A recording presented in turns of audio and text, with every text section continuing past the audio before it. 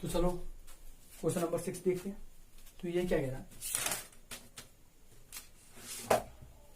ये कह रहा है आपको एक लीनियर इक्वेशन दे रखी है, ठीक है। Right another linear equation into vertices such that the geometrical representation of the pair so formed is, यानी आपको एक इक्वेशन दे रखी है एंड आपको दूसरी इक्वेशन खुद से लिखनी है, ठीक है।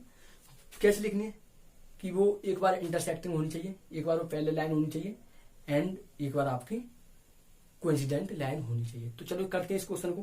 क्वेश्चन नंबर 6, यानी आपको एक लीनियर इक्वेशन दे रखी है। क्या दे रखी है, 2x प्लस के 3y इजिकल टू माइनस के 8 इजिकल टू 0, ठीक है।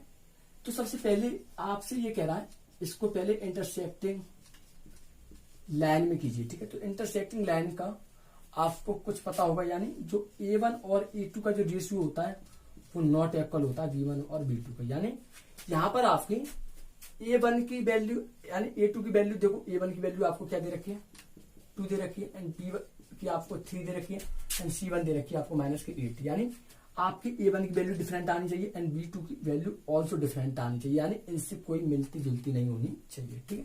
तो देखो आप अपनी तरफ से कोई इक्वेशन ले लीजिए, ठीक है। हमने ले ली, मान लेते हैं, मतलब अदर इक्वेशन मान लेते हैं, मान लेते हैं 4x प्लस के 9 बाय माइनस के 4 इजिकल टू 0, ठीक है। तो देखो तो ये आपका a2 क्या हो गया 4, आप कुछ भी मान लीजिए, कोई इससे कोई प्रॉब्लम नहीं है, ठीक है। b2 क्या होगा आपका 9 एंड c2 आपको हो गया माइनस का 4। करके देखिए a1 और a2 का रेशियो देखिए 2/4, ठीक है, यानी 1/2 एंड यहां पर देखिए b1 और b2 का रेशियो देखिए, ठीक है 3/9 यानी 1/3, यानी इससे कोई मिलती जुलती नहीं है। तो हम कह सकते हैं a1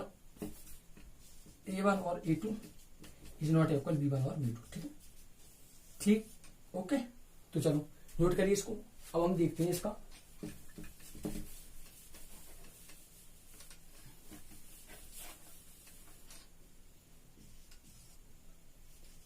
पैरेलल पर, ठीक है, पैरेलल लाइन।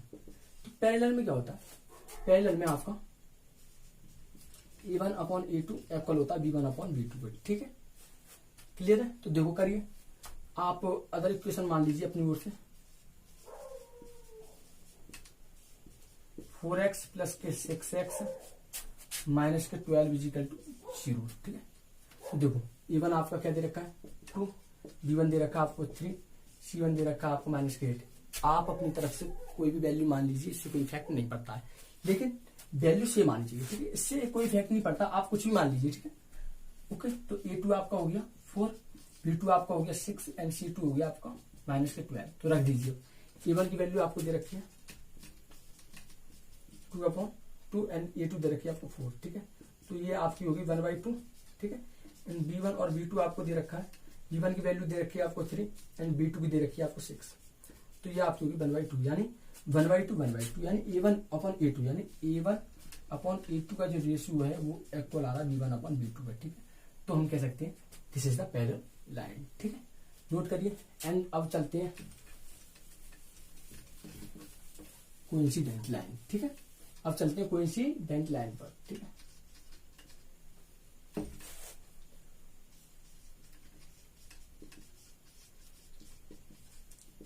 तो इसमें क्या होता है आपको पता है, यानी इसमें a1/a2 और b1 और b2 का रेशियो, c1 और c2 का रेशियो क्या होता है आपका सेम होता है, ठीक है। तो यहां पर आपको इन सब की वैल्यू क्या रखनी है, सेम रखनी है, ठीक है। तो यहां पर हम मान लेते हैं अदर इक्वेशन मान लेते हैं, ठीक है।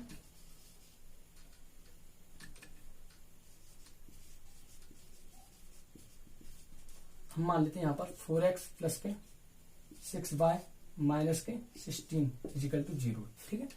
तो कंपेयर कीजिए, ठीक है। तो a1 की वैल्यू, a2 की वैल्यू यहां से 4, b2 की वैल्यू यहां से 6 एंड c2 की वैल्यू यहां से माइनस के 16, ठीक है, ओके। तो देखो करिए कंपेयर, a1 और a2 का रेशियो कितना आएगा आपका यहाँ पर 2/4 एंड b1 और b2 का रेशियो कितना आएगा आपका 3/6 एंड c1 और c2 का रेशियो कितना आएगा माइनस के 8/-16, ठीक है। तो इससे ये कैंसिल, तो ये 1/2, this is also 1/2 and this is also 1/2, यानी देखो तीनों की जो वैल्यू आ रही है क्या आ रही है आपकी सेम आ रही है, ठीक है। तो हम कह सकते हैं A1/A2 and B1/B2 and C1/C2 are the coincident line के वर्टिसेस, ठीक है। ओके, तो क्वेश्चन नंबर 6 आपका कंप्लीट हो गया, तो इसको नोट करिए एंड चलते हैं क्वेश्चन नंबर 7 इस लेक्चर का यानी इस चैप्टर का लास्ट क्वेश्चन, ठीक है। तो चलो अब हम बहुत नजदीक है, ठीक है, करिए इसको नोट।